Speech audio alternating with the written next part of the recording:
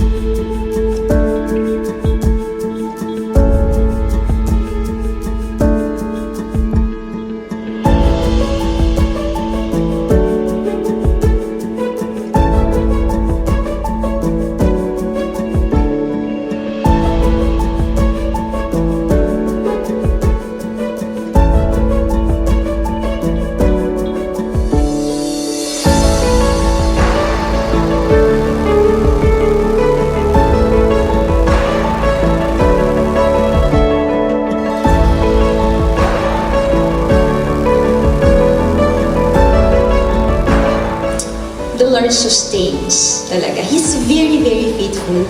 At when I say that, dun sa mga pagkakataong may kakulangan ka, yung hindi mo kayang gawin, or hindi mo alam kung paano yung in and outs ng mga bagay, He's going to really provide. And along the way, He would also give you ideas to how to sustain the ministry.